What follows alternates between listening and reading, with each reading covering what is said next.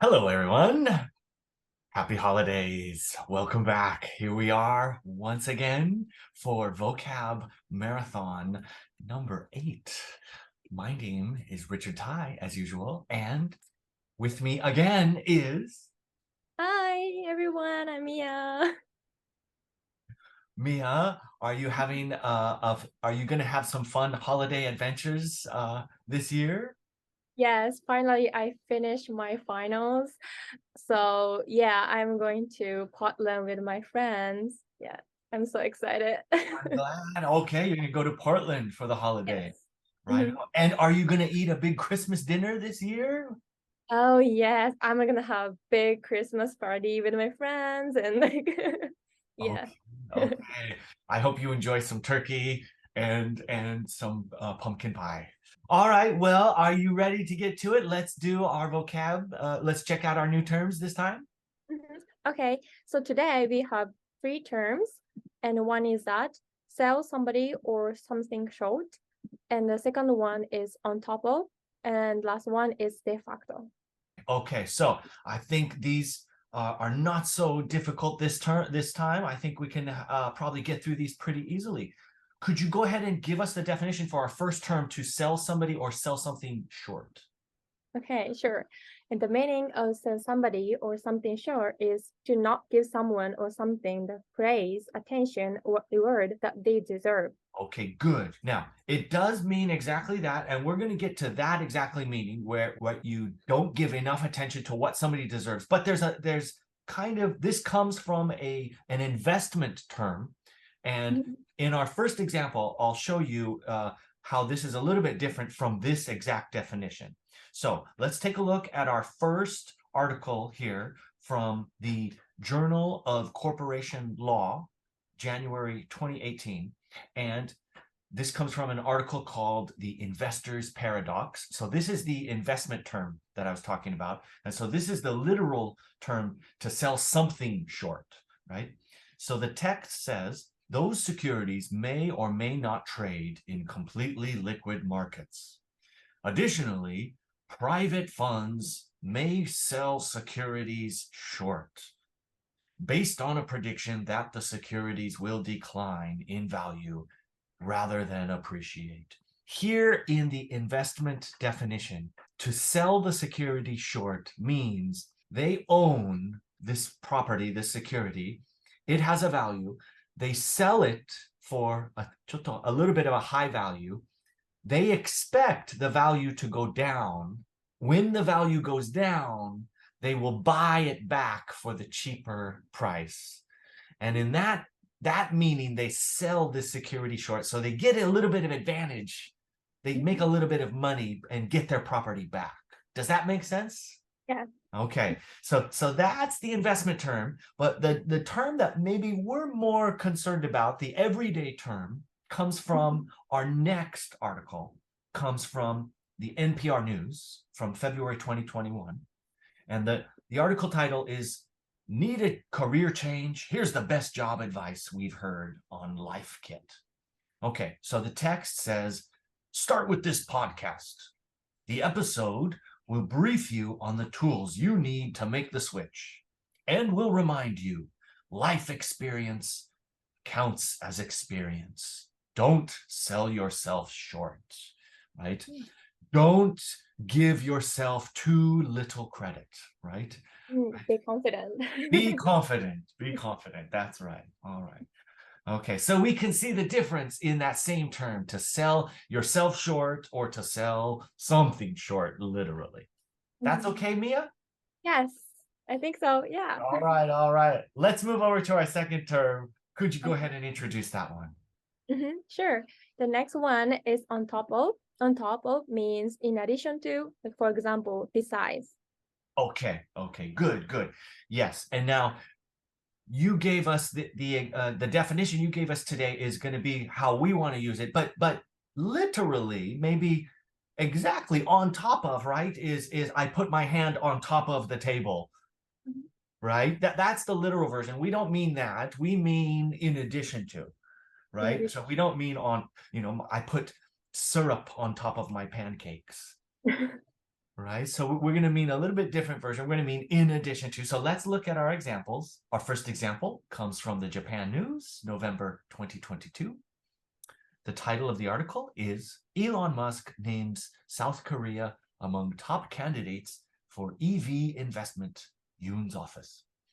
Okay, so the text says, in August, Indonesian president urged Tesla to make EVs in the country.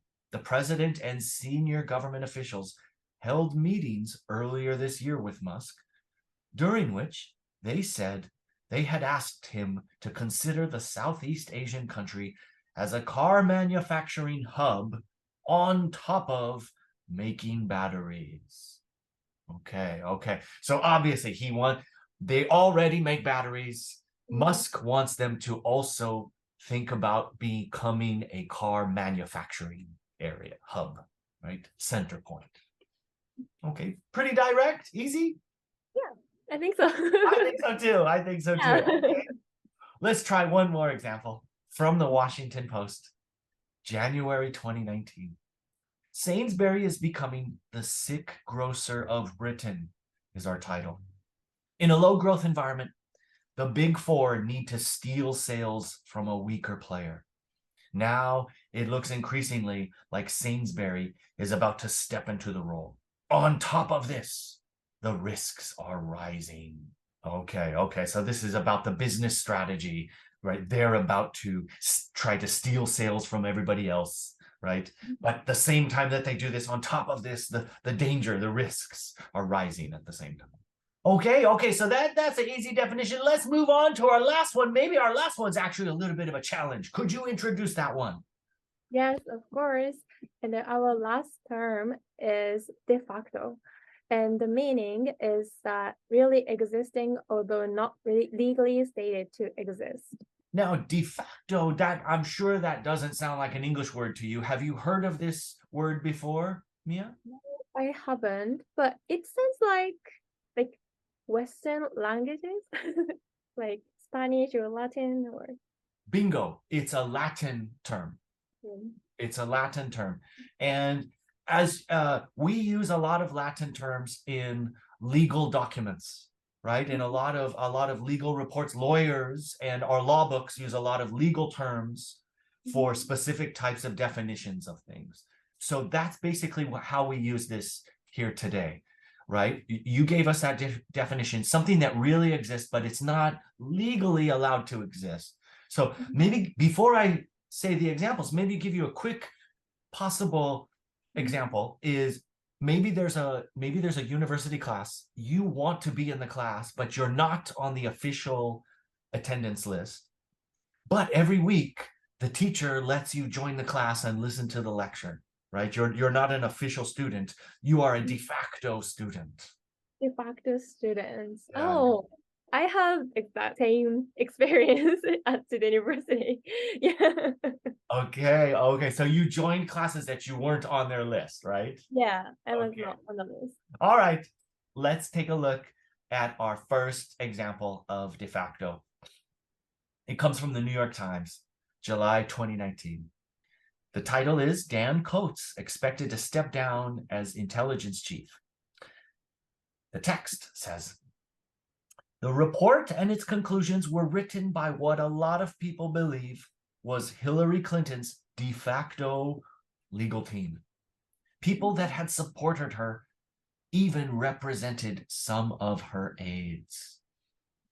Okay, so this report was written by a group of people who they acted as Hillary Clinton's legal team, but they were not officially her legal team. She didn't pay them money to do this, right? But they acted like they were her lawyers. So they were her de facto lawyers. Okay, and then maybe my last example, maybe this one's pretty easy to understand, and maybe this is an interesting example. This one comes from the Japan Times, June 2020.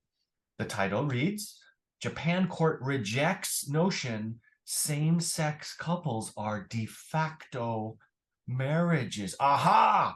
Now, oh my goodness. Now, this is a very modern situation, very contemporary situation. So here we get a good example of this. The text. reads, I cannot recognize same-sex relationships as de facto marriages. Presiding Judge Masatake Kakutani said in the hearing at the Nagoya District Court, where Yasuhide Uchiyama challenged the decision made by the Aichi Prefectural Public Safety Commission in December 2017. Mia, maybe you can see this judge is a very conservative person. Yeah, he is very conservative, and I know this case. So You know this case. Yeah. Okay. So maybe you can understand what he's saying. He doesn't recognize same-sex marriages as the same thing as a real marriage. Yeah. Right? As a de facto marriage. A de facto marriage would mean it's basically the same thing, right? But in his mind, a marriage legally is only man and woman, right? Okay. So in this way, so like I said, both of these articles, both of these uses are legal terms. So you'll see this, if you see the word de facto, it's usually a legal term and talking about a legal case. Okay. I understand. Okay. Mia, I think we've come to the end. What do you think? Did you have fun today? Yes, I had fun. Okay, well, I hope that you have a Merry Christmas and a Happy New Year out there, Mia. Oh, thank you so much. You too. Thank you.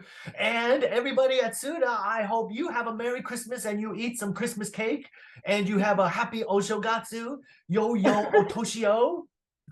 Okay, and I think we'll see you next year. Happy holidays. Thank you very much. Goodbye. Bye.